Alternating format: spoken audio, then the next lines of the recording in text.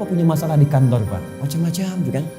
Coba ambil wudhu, ya, kemudian sholat, apalagi ke masjid, mau tahiyatul masjid, mau sholat duha, ya, sholat Anda 2 rakaat. Begitu Anda sholat atau sholat wudhu, begitu Anda sholat, tenang hati, Pak. Walaupun mungkin solusi belum datang, tapi ketenangan itu bagus. Dan tenang itu setengah dari solusi yang kita dambakan. Gak percaya silakan.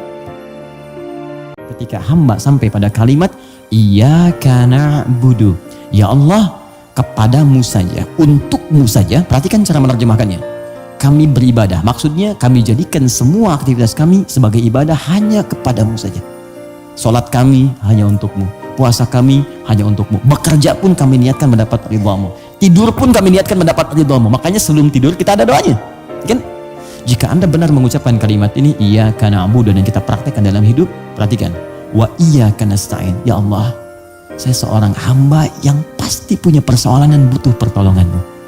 Kalaupun saya punya masalah, pasti saya hanya akan minta kepadamu.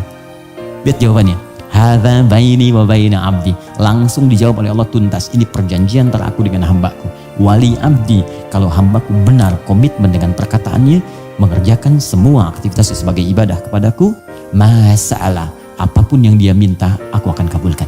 Saudari-saudari muslimah, saya mohon kepada Anda, dan semoga Allah menyaksikan apa yang saya sampaikan ini. Berubahlah dan jadilah lebih baik.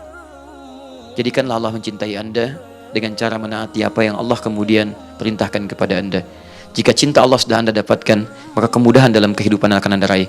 Jangan sampai Anda kenakan jilbab saat Anda diwafatkan dan menghadap kepada Allah Subhanahu wa Ta'ala. Karena setiap perempuan muslimah ketika wafat, maka dia akan mendapatkan kain kafan tambahan untuk jilbabnya. Saya bermohon kepada Allah, semoga kain itu tidak dikenakan ketika Anda terbuai dengan kain kafan. Semoga kain itu tidak dikenakan ketika Anda dalam keadaan wafatnya. Semoga itu tidak dikenakan ketika Anda berubah status menjadi almarhumah dan jenazah. Karena itu, pada teman-teman yang akhwat, perempuan, ayo yang belum pakai kerudung, belum pakai jilbab, secara bertahap. Orang tuanya mendoakan untuk anaknya, mengarahkan yang terbaik, dan berikan motivasi dan hukum-hukum itu sesuai dengan konsekuensi-konsekuensinya.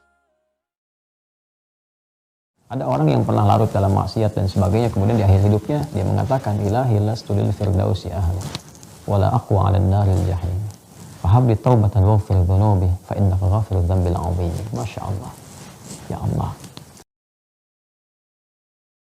Suami Anda titipan, istri Anda titipan, maka tolong jaga titipan itu supaya kembali dalam keadaan baik. Maka tugas kita membuat dia soleh. Kalau Anda ingin istri yang solihah, jangan dituntut dia, tapi bantu dia jadi solihah. Kalau ibu ingin suami soleh, jangan banyak dituntut, bantu dia supaya soleh. Bekerja samalah supaya titipan itu ketika kembali kepada Allah dalam keadaan yang baik. Dan ketika titipan itu dikembalikan kepada Allah, maka Allah akan jadikan dia milik abadi kita saat di surga nanti. Nggak akan dipisahkan lagi, semuanya.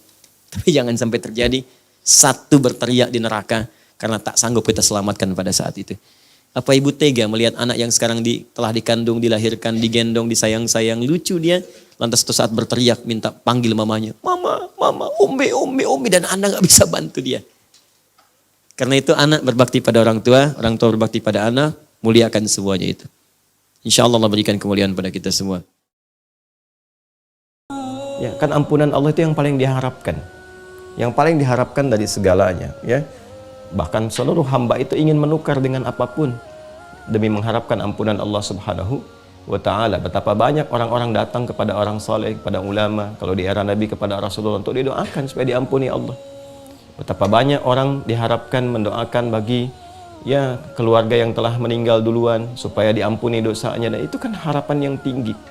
Bahkan sekaya-kayanya, setinggi-tingginya jabatan, tetap ketika meninggal keluarganya berharap tolong doakan supaya diampuni. Tuh, semoga diampuni. Karena itu yang paling mahal. Ya, kalau sudah tahu itu paling penting dibawa sampai meninggal, kenapa nggak dicari saat hidup? Awas ya. Kalau Anda tahu ampunan itu penting, dibawa sampai wafat, kenapa tidak dicari saat hidup?